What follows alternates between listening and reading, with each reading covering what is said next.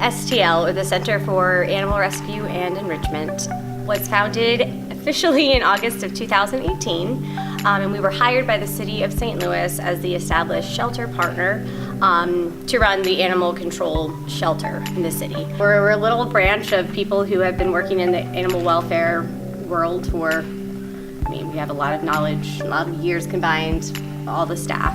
So now here we are today. We're a very small staff of only 11. We really rely a lot on our volunteers to help us maintain the humane practices that have been implemented, and that's the standard of care that we want to continue. With us working partners with all the ACOs and everything, we have to pretty much take every dog that comes into our shelter. It doesn't matter if it's been abused, neglected in any kind of way, it's hurt, sick.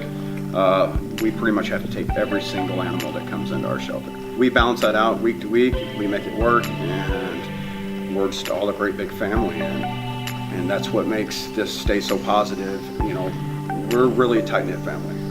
When people are bringing in these dogs, sometimes they don't want to relinquish their dogs to us. They just need a little bit of help, guidance, and that's what we're there for too. We want to be able to reach out into the community.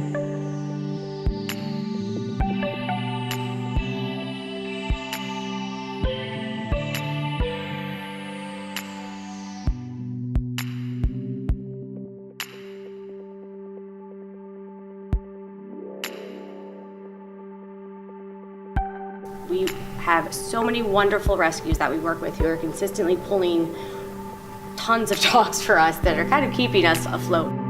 They're a little bit smaller, and don't have the capacity to be able to. They don't have the shelter. They don't have the funds to be able to take these dogs in, get them spayed and neutered, and that's where we're going to be partnered with them. We want to be able to help them. We want to be able to reach out to them because they've been there for us in need, and we want to be able to give back to that too.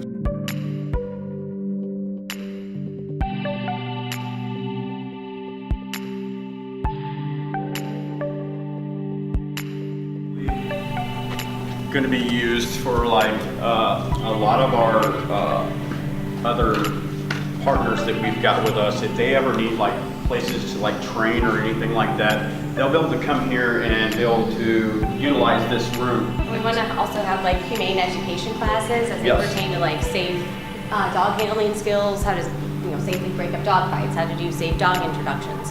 So we also want to provide that.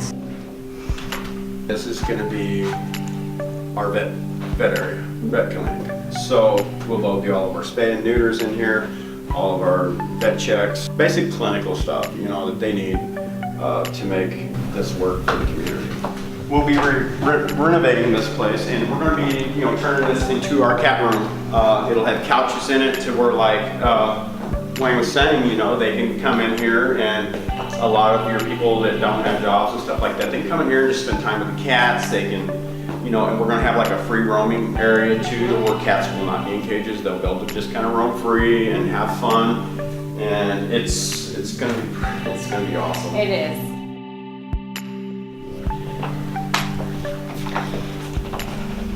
So as we come out here, this is basically just one big shell of a warehouse right now. We're sitting at about 16,000 square feet in this building here. We'll be basically building a wall here and creating a spot here for drop off in this area right here. Obviously, rescue doesn't stop at 6 o'clock or 5 o'clock when a lot of shelters close. 24/7, 7 days a week. Exactly. So we'll have a safe place for animals to be dropped off. If a citizen or an animal control officer picks one up, we'll have a safe place for them to come overnight, whatever, so at least be safe until the morning. Starting right here, this is going to be the first of rooms.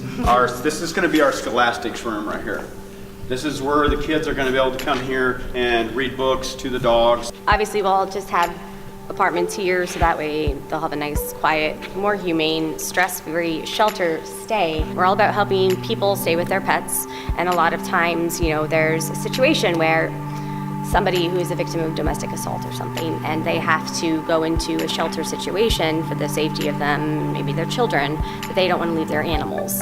We want to be able to have the police or Purina or somebody else call us and say, or as we get phone calls, and say, hey, this person's in this situation, but they don't want to leave their animal. Can you take care of it for X amount of days. We're trying to combine the dog world and the kids world and just try to make it as one. It's just the pipeline to prison. You know, we're going to be we want to cut that in half. We want them to be able to come to us, and we want to be able to help them. We want to try to steer them on the right path, and it's whatever they need. I mean, that's what we're going to be here for.